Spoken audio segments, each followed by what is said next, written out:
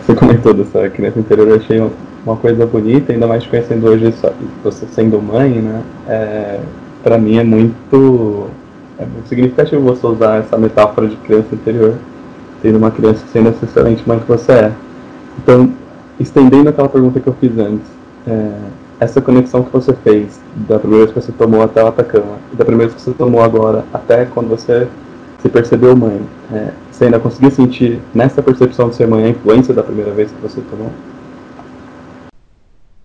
Sim, na verdade, eu tomei a segunda vez quando eu voltei do Chile, então eu acho que era final de 2015 e pude ver a doença, mas não sabia o que era. Então, o ano de 2016 começou comigo, abril, maio. Em maio eu decidi viajar para o Uruguai de novo, só que eu já estava doente.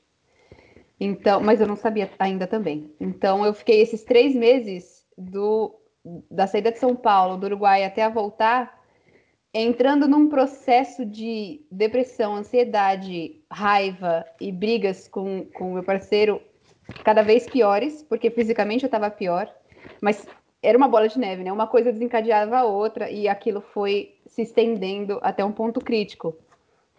E quando eu me percebi grávida e depois que eu fiz o tratamento, que ela nasceu, eu voltei a consagrar. Porque quando ela nasceu, cara, foi muito louco. Porque a gestação inteira, eu acho que eu só fui sentir a gravidez de fato no meio de tudo que eu tava passando quando eu tava ali com 8 meses. E ela tava enorme, que tipo, 6 meses tá ok, 7 meses a barriga tá começando a ficar grande. 8 meses é tipo assim, meu Deus, o que aconteceu? Um alien tá me devorando por dentro. E aí, 9 meses e quase 10, ela ficou 41 semanas e meia. Então, eu fiquei tipo, socorro, saia, criança, que você está me sugando. E aí, quando ela saiu, eu peguei ela no colo e falei, meu Deus, eu não sei fazer com isso aqui, não. Eu saí da maternidade com ela no braço, pensando, meu.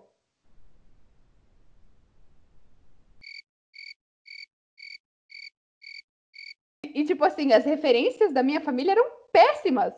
Todos os conselhos que eu ouvi, do momento da gestação até aquele momento de eu não sei o que fazer, eram péssimos. E eu falava, não, esse não pode ser o único caminho.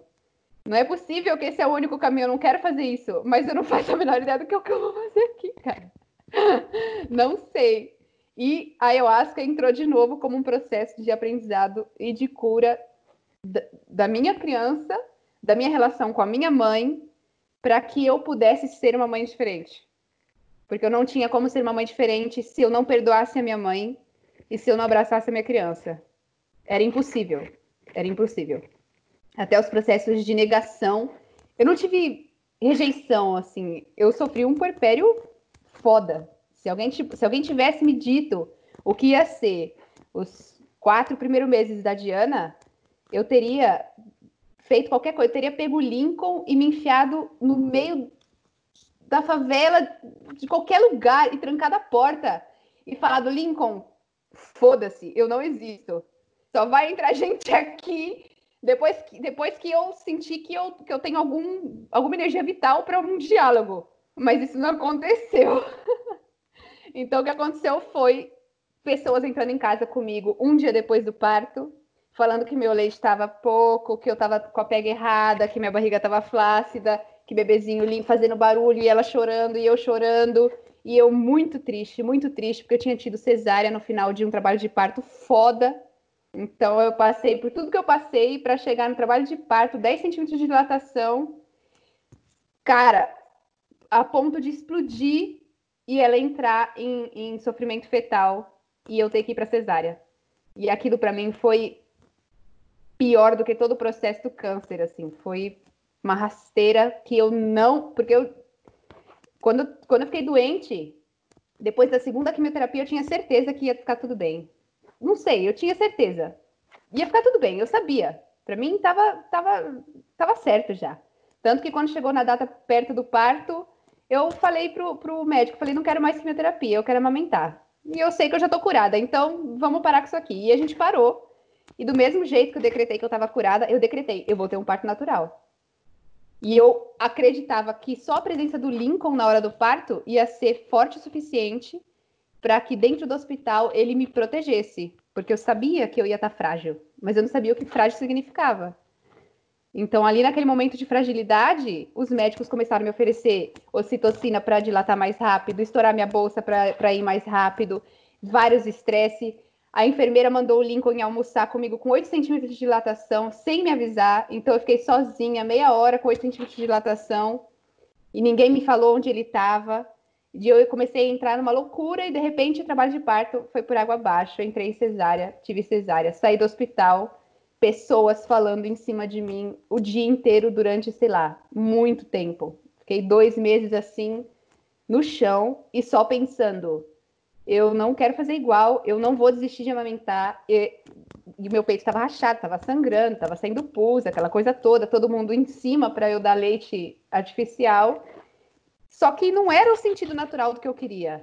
Quando eu voltei do Uruguai, eu já sabia que eu não ia querer ficar em São Paulo mais. São Paulo não servia mais para mim, que eu queria um ambiente natural, que eu queria relações mais verdadeiras com as pessoas, que eu não queria a relação de trabalhar para sair na sexta-feira, tomar uma cervejinha, ver os amigos, beijar na boca, transar, voltar para casa e esse ciclo se repetir, sei lá por quanto tempo, e continuar em relações abusivas e aquela loucura. Queria alguma coisa diferente, que eu não conhecia quem tinha vivido, mas sabia que eu não queria aquilo. E isso também tinha a ver com meu maternar, né?